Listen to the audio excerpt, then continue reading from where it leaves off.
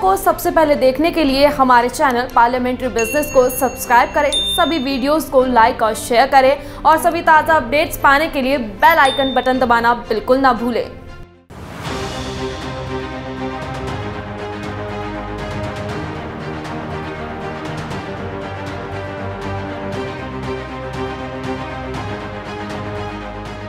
क्या ड्रग्स के चंगुल में था आपका चहेता स्टार सुशांत?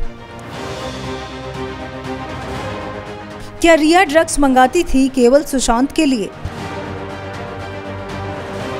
जिस तरह से जांच परत दर परत बढ़ रही है, जिस तरह से जांच ड्रग्स पर आकर अटक गई है, जिस तरह से एनसीबी कई लोगों को पकड़ रही है, उससे साफ हो रहा है कि सुशांत भी ड्रग्स लेते थे। अभिनेता सुशांत सिंह राजपूत की मौत के मामले की जांच सीबीआई कर रही है। उसके अलावा पैसों की लेन देन की जांच ईडी कर रहा है। ड्रग्स केस की जांच एनसीबी के पास है। सच के साथ एक समस्या होती है कि वो कड़वा होता है। सच को सुनने और सहने की क्षमता हर किसी में नहीं होती, पर सच तो सच होता है, न दबाया जा सकता है, न बदला जा सकता है।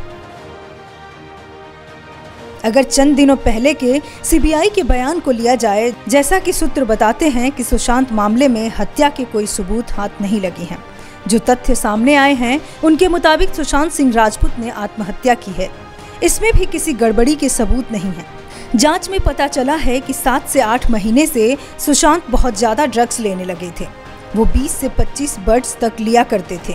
इतनी डोज बहुत बड़े ड्रग्स एडिक्ट ही ले पाते हैं। मार्च 2020 की रिया और शौविक चक्रवर्ती की एक चैट में शौविक ये बता रहे हैं कि हम 5 ग्राम बर्ड्स ला सकते हैं, जिससे 20 गांजा बन सकती है। बर्ड्स यानी गांजा और डुब्स यानी गांजे को भरकर बनाई गई सिगरेट। सुशांत सिंह राजपूत जो नशा करते थे उसे क्यूरेटेड marijuana कहा जाता है। भारत में आमतौर पर ये विदेश से आती है। नशे की इतनी हैवी डोज के कारण सुशांत एक तरह से काल्पनिक जिंदगी जीते थे, जिसमें इंसान को वो होता हुआ दिखाई देता है जो वास्तव में नहीं हो रहा हो। व्यक्ति अपने ही कल्पना में मस्त रहता है। रिया चक्रवर्ती सुशांत सिंह राजपूत को ड्रग्स सप्लाई करती थी।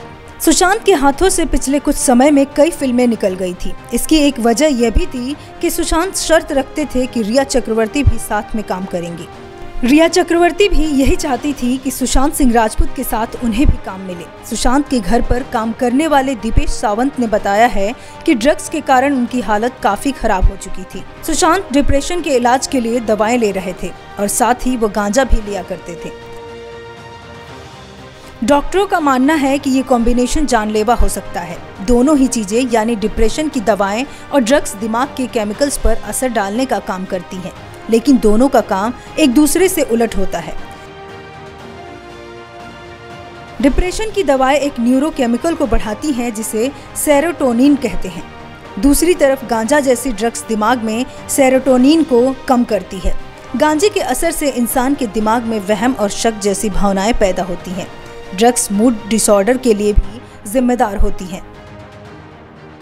अगर कोई व्यक्ति दोनों चीजें साथ साथ ले रहा है तो उसकी मानसिक हालत बहुत खराब हो सकती है। इस हालत में वो आत्महत्या की कोशिश कर सकता है। वैसे एम्स ने विसरा रिपोर्ट की बात कही है। विसरा रिपोर्ट आने के बाद पता चल पाएगा कि सुशांत ड्रग्स लेते थे कि नहीं।